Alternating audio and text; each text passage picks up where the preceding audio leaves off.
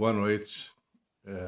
Estamos aqui então para dar sequência a mais um destes nossos vídeos no nosso canal, Pensando com Pedro, e procuraremos dar sequência aos assuntos que estamos enfrentando, lidando hoje com um tema um pouco difícil de ser analisado, até mesmo porque não há uma resposta conclusiva, não há uma compreensão uniforme sobre o mesmo, que diz respeito, após as considerações que fizemos no vídeo anterior, sobre o fascismo propriamente dito, como o fascismo tido por clássico, ocorrido na Itália entre as duas guerras e durante a Segunda Guerra Mundial.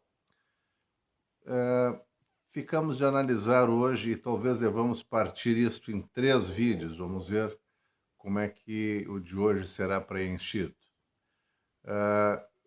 Ficamos de ver como podemos considerar e se podemos considerar o Brasil como um país que hoje está sendo dirigido por um grupo de governantes fascistas, ou por um governante fascista, essencialmente, levando-se em conta aquilo que está incorporado na teorização política e na filosofia política ao termo fascismo. Não é possível, a meu ver, fazer esta análise sem que nós levemos em conta dois assuntos e que dizem respeito ao nosso tempo, propriamente dito, que são a pós-modernidade e a globalização. Uma fatia histórica interessante, radicalmente, ou em muito, pelo menos, diversa da fatia histórica anterior, e a outra, a globalização, um fenômeno sociológico com reverberações na área da economia, da política e das tradições propriamente ditas. Portanto, não me parece admissível tratarmos seriamente de ser o Brasil um país fascista ou um país governado pelo signo político do fascista incrustado nos seus governantes, ou não. Para que nós possamos dizer alguma coisa, precisamos falar antes em pós-modernidade e depois em globalização, me parece um esquema bastante razoável.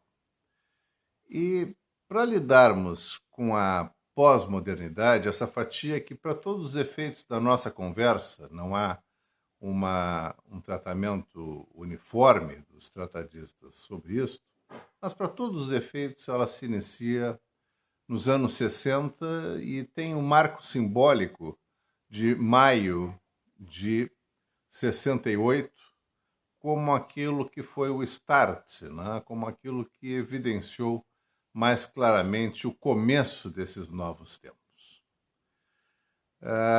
Este maio de 68, como todos sabem, não vamos descer aqui a algumas considerações maiores, começou na França como um movimento estudantil, secundarista, depois ganhou as universidades, ganhou as ruas.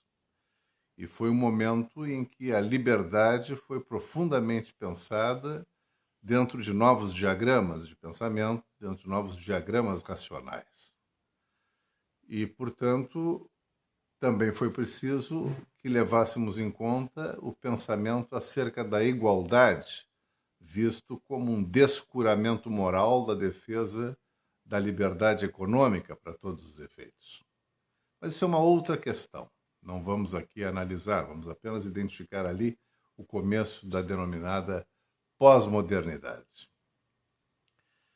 E essa pós-modernidade, ela, diferentemente do tempo chamado de modernidade, que também tem várias considerações sobre o início do mesmo, alguns chegam a concebê-lo lá no século XIII outros com a filosofia cartesiana no século XVII, outros com o começo do Estado moderno após a Revolução Francesa. Mas seja como for, foi num tempo, ou foi em tempos, onde a vida parecia por muito tempo igual a ela mesma. De alguma maneira, a vida era minguante de fatos relevantes que a transformassem substancialmente. E 2 décadas atrás eram profundamente semelhantes a hoje, e 2 décadas à frente seriam presumivelmente muito semelhantes ao hoje também, e às outras 2 décadas que já se teriam passado. Agora, nós vemos que um ano, às vezes meses, são necessários para que nós vejamos mudanças exponenciais no comportamento humano e a aproximação de valores que até então não tínhamos. Nós lidamos com compreensões políticas um tanto confusas. Não há alguma coisa suficientemente encravada na pós-modernidade que a identifique em face disto como sendo um tempo histórico que já mereça ser assim designado. Mas o apelido provisório que recebe, e que é o mais frequente, é este: pós-modernidade. Nela, na pós-modernidade, vem a falecer, a terminar as chamadas grandes narrativas. As coisas não são contadas, não são explicadas, não são esclarecidas de uma maneira alentada, de uma maneira ampla. Fenecem as filosofias sistemáticas, vão desaparecendo as teorias sistemáticas, que são exatamente estas teorias que procuram explicar, através de um miolo central de funcionamento racional, todos ou quase todos os aspectos do mundo humano, especialmente do mundo humano. Por isto, filosofias sistemáticas não são filosofias vinculadas a um detalhe, não são filosofias vinculadas a um fragmento, são filosofias vinculadas a uma totalidade. Isto começa a desaparecer com a pós-modernidade. Nós começamos a ver uma legitimação do entendimento frágil. Nós vamos nos contentando com menos coisas, no sentido do volume destas coisas. Nós nos tornamos um tanto intolerantes com aquilo que não é diminuto. Nós não temos tempo para ler muito, para escutar muito. Como disse, as grandes narrativas começam a morrer. Do ponto de vista prático, se verifica, inclusive, isso já foi demonstrado, que a própria literatura e a teorização geral diminuíram a sua expressão em volume. Os livros são menores, especialmente depois dos anos 2000. Vivemos um tempo que precisaremos de um outro vídeo, talvez 2, para lidar com um conceito. Vivemos o tempo da pós-verdade, ou seja, esta verdade não comprovada, mas que, enquanto caminha, vai se prestando já ao diálogo e à formação de argumentações não sedentas de uma verdade derradeira, mas já conformadas com a marcha racional na busca de alguma coisa que se possa aceitar porque faz algum sentido. Depois, lá na frente, quando se confirmar a verdade, mais propriamente dita, se faz o saldo, se faz o levantamento. E se vê quem no curso do caminho tinha mais ou menos razão. Mas para andarmos, já nos satisfazemos com a pré-verdade. pós-verdade, que fica para depois, é também uma das marcas deste tempo pós-moderno. A impermanência, eis um termo muito utilizado pelos pós-modernistas. As coisas não duram, não permanecem, não remanescem, não têm continuidade. E nós andamos numa eterna adaptação. Nós andamos permanentemente procurando, diariamente, o que parece ser menos válido ou mais válido, o que parece ser mais crível ou menos crível, o que devemos ou não devemos fazer, mas não em função do peso de uma tradição, não em razão de uma verdade já historicamente assentada, não em face de comportamentos repetidos que nos delineiem a nossa própria ação. Não, nós vamos, de alguma maneira, vendo os dias serem muito diferentes entre si, e nós temos pouca chance de construção coletiva de padrões, razão pela qual muitos também atestam a pós-modernidade como um tempo de personalismos, como um tempo em que nós, não podendo contar com a construção coletiva de algo, com um construto plural de uma verdade, de uma assertiva, de uma convicção, nos largamos neste mundo contando apenas conosco. E aí, claro, estabelecemos novos valores, especialmente, quem sabe, valores de competição entre os inimigos que compõem a espécie animal a que pertencemos. Mas, antes de falarmos em pós-modernidade, seria importante lidarmos com outros assuntos que são muito longos. A filosofia não tem coisas tão pequenas. Não? Nós precisaríamos falar na crise do Estado moderno, aquele Estado que nasce depois da Revolução Francesa, como um enfrentamento vitorioso das ideias republicanas sobre uma forma de ser perdedora, que foi a monárquica, quando os reis são banidos oficialmente, institucionalmente da Europa, e quando nós passamos a viver sob a égide, gradualmente, dos estados regidos por leis, por constituições, contra o arbítrio da mano militare tão comum aos governantes tirânicos que até mesmo hereditariamente e na maioria das vezes se instalavam no poder.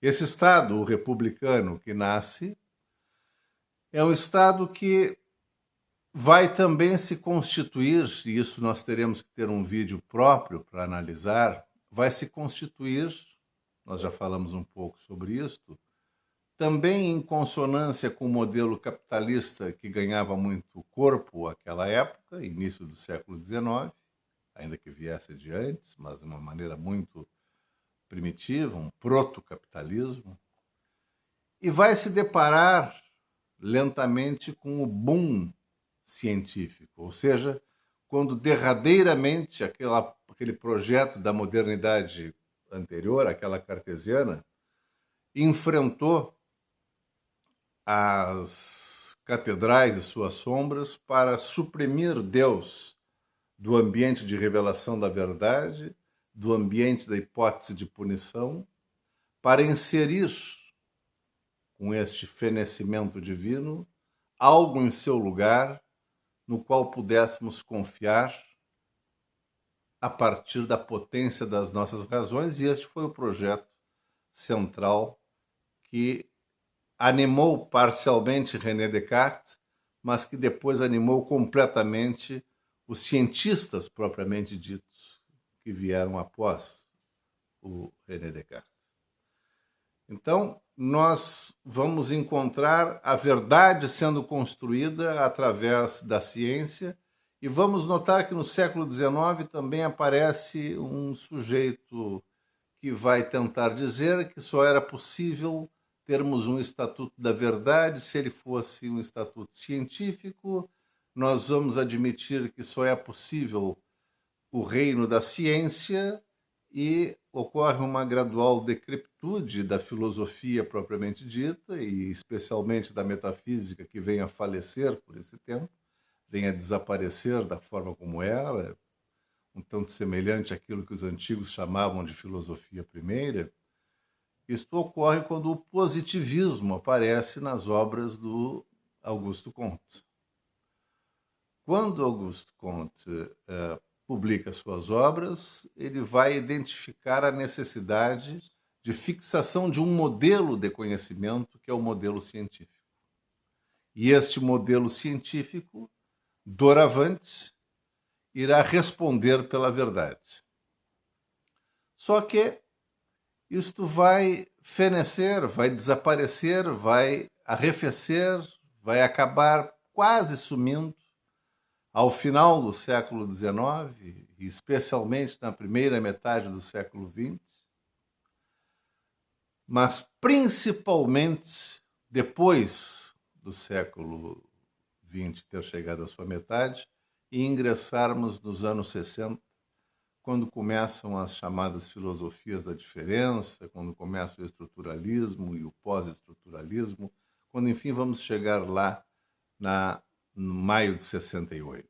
Ou seja, há uma confrontação durante o século XX do positivismo, há uma tentativa de resgate da filosofia e novamente se dá importância ao detalhe, ao fragmento, à pequena coisa, ao retalho, de tal forma que nós consigamos, quem sabe, construir a colcha inteira através do conhecimento desses retalhos. Mas não era possível falar-se à maneira da ciência com este envolvimento tão ampliado.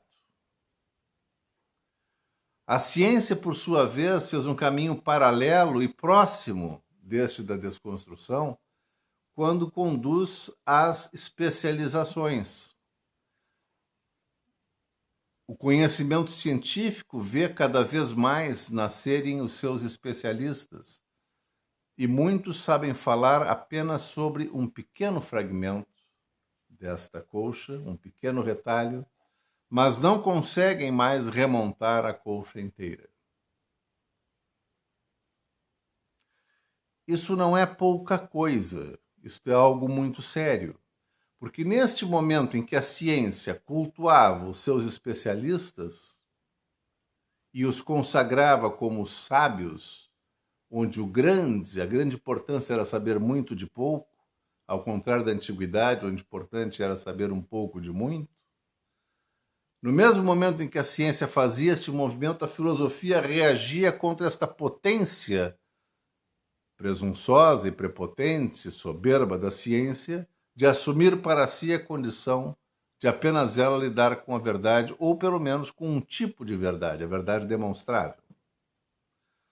A filosofia tenta recuperar seu prazer, que era o prazer de meramente pensar, mas pensar com uma lógica que também fosse uma lógica irrefutável dentro do circuito racional, sem necessariamente lidar-se com a comprovação como as ciências o faziam, a demonstração dos resultados. Isso fez com que nascesse, ou com que renascesse a mentalidade positivista. O positivismo é reinserido numa ordem de força que não é de se desprezar, também no curso do século XX, para defender a ciência e o conhecimento científico, contra essa filosofia antissistêmica que o desafiava, ou que a desafiava. Vocês talvez estejam me perguntando por que estamos a falar disso se iríamos falar sobre o fascismo. É que não podemos desprezar a análise do fascismo desprezando estas considerações preliminares do meu ponto de vista. É que, ao falarmos sobre isto, nós precisamos dizer que no século XX, nos anos 60, são gestadas as primeiras considerações teóricas efetivamente importantes que foram ao encontro dos movimentos antissistêmicos. Teve uma profunda condição política esta forma de ser da filosofia dos anos 60. Lá com Roland Barthes, lá com Michel Foucault, lá com Jacques Derrida, com Gilles Deleuze, essa turma da desconstrução, do estruturalismo, do pós-estruturalismo, do Lévi-Strauss, que é anterior, mas caminhou também por ali. Depois teremos que fazer realmente uma conversa específica, até para vincularmos essa turma toda a Canguilhem e lá atrás ainda a Bachelard. Mas isso é uma outra questão, não é para agora. O fato é que esta forma antissistêmica da filosofia trabalhar ou a favor das coisas antissistêmicas fez nascer certos movimentos libertários no século XX, nos anos 60 do século XX. O feminismo ganha força, os movimentos antirracistas ganham força, a comunidade de gays e lésbicas, posteriormente identificada pela sigla LGBTQ, hoje talvez algo mais, não é? Começam a formar grupos que exigem, demandam liberdade, demandam reconhecimento e demandam o reconhecimento legítimo da identidade delas que se apresentam como minorias exploradas por um sistema opressor. Isto implicou, aí, já ao final dos anos 90, no aparecimento desses movimentos, com base naquilo que 30 anos atrás se construía nos anos 60. E a pós-modernidade propriamente dita, com todo o reconhecimento ao maio de 68, vai ser assim chamada, talvez pela primeira vez, num livro de Jean-François Lyotard, La Condition Postmoderne, que é de 1979, se não estou enganado, onde, repito, essa palavra, esse termo aparece, possivelmente pela primeira vez. Pós-modernidade. Já havia como pós-modernismo em algum outro escritor, mas é com ele que ela ganha força, ganha fama. Nos anos 2000, no novo milênio, estas forças antissistêmicas ganham grande potência no mundo inteiro. No mundo inteiro, notadamente o mundo ocidental. Num outro vídeo nós faremos uma conversa, ou trataremos das primaveras árabes e da Primavera Árabe, começando na Tunísia, quando aquele homem se incendiou, desempregado, e gerou uma série de protestos em série que acabou no Egito, na Praça Tahrir, com a queda do Hosni Mubarak, né, que era o presidente do Egito na época, um ditador. Atingiu vários países árabes. Antes disso, tivemos o movimento dos indignados na Espanha, tivemos aquele movimento em Wall Street, de parar Wall Street, na frente do touro, 3,5 toneladas, que representa ali, juntamente com o urso. O touro representa a força das ações, a força do dinheiro que sobe, um movimento ascendente, e o urso, quando as ações caem, quando ele pisoteia a neve.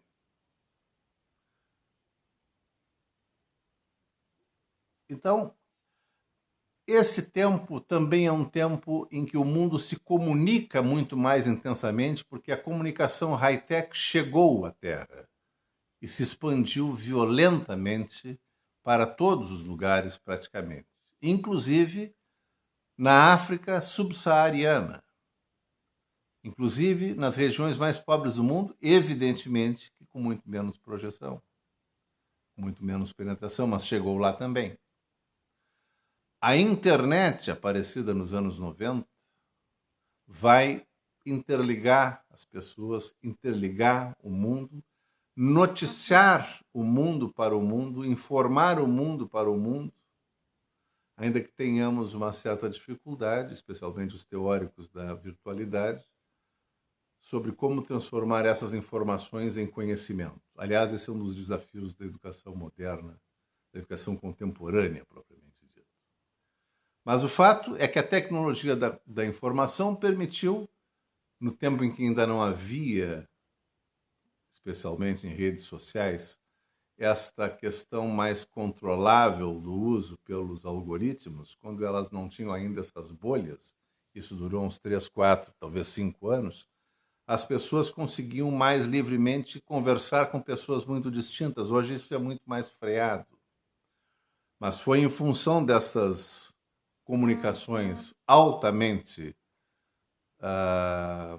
rápidas, velozes e universais que nós tornamos possível a universalização, a internacionalização dos movimentos antissistêmicos e daquilo que não queria que o mundo fosse mais como ele era no âmbito da opressão às minorias e no âmbito dos enfrentamentos às discriminações sociais causadas pelo capital, já nesta época, sob a vigência deste signo que o qualifica como neoliberalismo, aparecido logo após 89, após o Consenso de Washington, capitaneado pelo presidente Ronald Reagan, americano, e pela primeira-ministra, dama de ferro, Margaret Thatcher, da Inglaterra.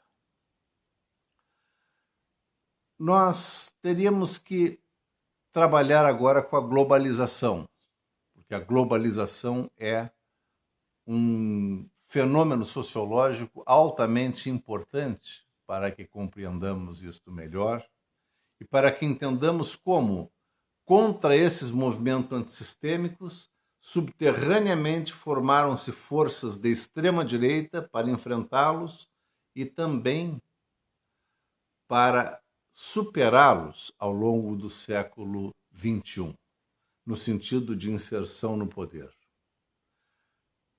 É claro que nós tivemos uma série de vitórias, uma série de conquistas dessas minorias, mas elas tiveram pela frente estes exércitos de extrema-direita que se organizam com muita força, que as enfrentam, que as repudiam, que as menoscabam, que as maltratam e que revelam uma espécie de contra-humanidade, de contra-civilização.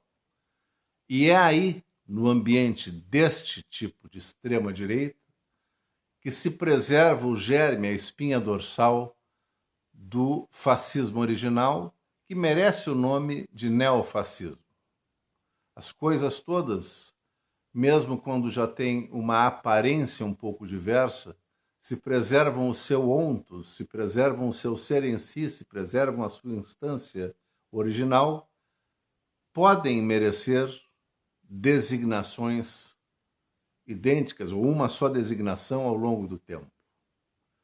Portanto, se não é mais o fascismo a maneira do fascismo italiano, esta forma de ser do fascismo contemporâneo, que permite chamá-lo de neofascismo, não o aparta daquilo que ele foi. É importante que se diga que, para que nós possamos seguir no próximo vídeo analisando o fascismo, que sim, está instalado no Brasil, a despeito da questão do nacionalismo, que um grande amigo me fez observação, me pedindo para que eu sobre isso comentasse, porque talvez não pudéssemos falar em fascismo sem nacionalismo, e o que vemos no Brasil é uma espécie de entreguismo das riquezas nacionais, portanto, algo que não se coaduna com uma ideia de fascismo. Mas é preciso que nós talvez vejamos que está presente o retorno da ideia violenta, ou da ideia de violência, o retorno do militarismo, está presente o retorno de um autoritarismo, estão presentes novamente aqueles valores altamente conservadores e reacionários, pelo menos da forma como lidam com esses assuntos, daquela tríade Deus, pátria e família. Vejam o dístico de Jair, né? Deus acima de tudo e o Brasil, Deus acima de todos e o Brasil acima de tudo. Enfim, esse jogo de palavras que parece revelar um grande valor, um grande feixe de luz a acolher todos sob a proteção de Deus e da pátria, que por todos trabalha e por tudo é favorável, ou a tudo é favorável. Esta forma revela a presença do fascismo em nosso meio, por discurso e por prática. Mas o nacionalismo, pelo enlace do fascismo a um novo senhor, ele que andara já enlaçado ao capitalismo na sua segunda revolução, na idade central do século XX, agora enlaça-se a um capitalismo sem freios morais quaisquer. O neoliberalismo, que permite a acumulação ilimitada. Em pouco tempo, em 6 anos, calcula-se que Bezos, o dono da Amazon, poderá ser o primeiro trilionário do planeta.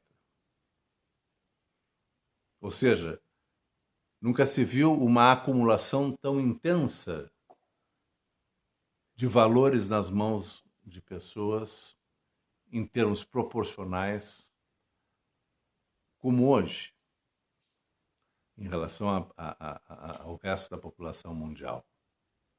É claro que isso é discutível porque também melhoramos em muitos aspectos, como podemos ver num outro momento. Tá? Temos muito mais remédio, de alguma forma temos menos pobres absolutos, mas temos uma concentração de renda como nunca houve. E uma tremenda desigualdade social. Então, isso tudo nos faz crer que o nacionalismo precisa permanecer no discurso. Pátria acima de todos, Deus acima de tudo. Ainda que na prática, por caminhos não visíveis, entreguemos a pátria ao capital internacional, por exemplo. Vendamos nossas riquezas. Isso já não é mais importante ao fascismo, desde que o discurso fascista do nacionalismo seja preservado. Porque agora o seu senhor o corrompe e lhe autoriza apenas o discurso e não a manutenção da riqueza realmente no Estado Nacional, até porque os Estados nacionais em crise estão a desaparecer em termos de autonomia soberana. Cada vez mais as grandes corporações assenhoram-se dos Estados, os têm por reféns e os fazem editar leis que lhes beneficiem por lobbies impressionantemente potentes e irrecusáveis, como esses valores que se oferecem a jogadores de futebol que não conseguem deixar de ir para fora do Brasil, comprados que são por milhões de dólares ou de euros. Isso tudo nos leva, essa nova direita nos leva ao fim da política, tal qual nós a conhecíamos na época das suas fundações modernas. A negação da política pela recusa da imprensa, pela recusa das forças democráticas, pela recusa dos partidos, pela recusa das instituições e pela assunção de um autoritarismo concentrado num personalismo de inclinação ditatorial, como ocorre no Brasil, mas como ocorre na Hungria, como ocorre em alguns países árabes, como ocorre nos Estados Unidos, e como, por vezes, tenta eclodir, como foi o caso da França, como foi o caso da Holanda. Sem êxito. Mas estão aí. E o Estado se fortalece, mas como Estado policial. A linguagem que o Estado não democrático sabe falar é a linguagem policial, a linguagem própria da violência, a linguagem da repressão, a linguagem da prisão, a linguagem da sanção criminal, a linguagem da perseguição. E isto vale tanto para aqueles indivíduos que não valem nada ao ver do capital, como os pobres, pretos, as minorias, as mulheres, como vemos assassinados para ficar na estatística. Isso não vale nada. Eles não valem nada. Isso se vê aí. Mas isso também se vê num outro ambiente que corrobora esse modelo de fascismo e que não está no núcleo do governo propriamente dito. Está talvez nas forças econômicas que conseguem dominar este governo e mantê-lo numa certa linha, mas que podem retirá-lo a hora que quiserem, como fizeram com Lula, que foi um governo de esquerda mais liberal, um populismo de esquerda liberal, com feitos extraordinários, mas com a pecha de ser de esquerda, e agora uma extrema-direita que está sendo, principalmente pela Rede Globo de televisão, corrida do poder pelos mesmos agentes que a Globo defende, que o Moro se encontra perto, ex-juiz Moro. Essa turma que, falando em nome da moralização, da moralidade, da restauração de um Estado ético geral do país, pode afrontar a lei, pode afrontar a Constituição para inibir o processo político de quem é propriamente vinculado ao mundo da política, porque a nova direita é contra a política. E a extrema-direita é ainda discursivamente mais contra a política, porque é menos esperta, é mais estúpida. O poder que efetivamente domina os meandros mais fundos do poder, do governo, não está no governo. Faz o governo de bobo, inclusive, mesmo que ele já tenha nascido besta, idiota e mau, perverso. As forças que derrubaram Lula, derrubaram Dilma, que prenderam Lula, querem tirar Bolsonaro do poder e farão muito bem. Mas o ideal é que fossem todos embora, Bolsonaro e essas forças, porque ambas compõem a nova face do fascismo. Isso que é o neofascismo. Mas no próximo vídeo nós vamos analisar especificamente a questão da ascensão do fascismo até a chegada de Bolsonaro aqui no Brasil. O vídeo se estende, não é para ser tão longo assim. Tenho pensado em fazer também uma série de vídeos que sejam de 5 minutos, pouco mais, porque sei que vídeos as pessoas não acompanham quando eles são longos, como esse, que vejo aqui na tela, com 38 minutos, onde irei tratar especificamente de algum tema, do tipo aquela coleção da Brasiliense antigamente, a coleção Primeiros Passos, que dizia o que é. Então eu faço uma pergunta, o que é, e respondo rapidamente. É que esses temas sobre o fascismo no Brasil impactam profundamente a mim, que realizei todo o meu curso de Direito lutando contra um general instalado no poder, participei ativamente das campanhas pelas diretas já, vivi a vitória do governo civil, tive o prazer de ser contemporâneo do primeiro mandato do Fernando Henrique Cardoso, especialmente.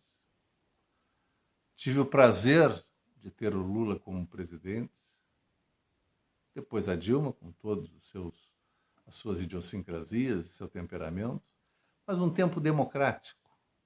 E agora, no crepúsculo da minha carreira acadêmica, quando já desço completamente a parábola da vida, ainda me falta um largo tempo, quero esperar, mas tudo que eu menos desejava ver era o fascismo vingar, a violência vingar, o militarismo vingar. Eu comecei lutando contra essa gente e vou até o fim dos meus dias lutando contra essa gente. Não é por uma questão de coerência, é por uma questão de acreditar, desde então, que um outro mundo, bem diverso deste, é possível. Não te esquece de te inscrever, não te esquece de clicar no sininho para receberes as futuras notificações do nosso canal. Tá bem? Muito obrigado, muito boa noite. Os próximos vídeos serão mais curtos, mas o fascismo não pode ser visto tão rapidamente. A gente volta para tratar da ascensão do fascismo e da chegada de Jair no poder. Muito obrigado pela atenção e pela consideração da paciência.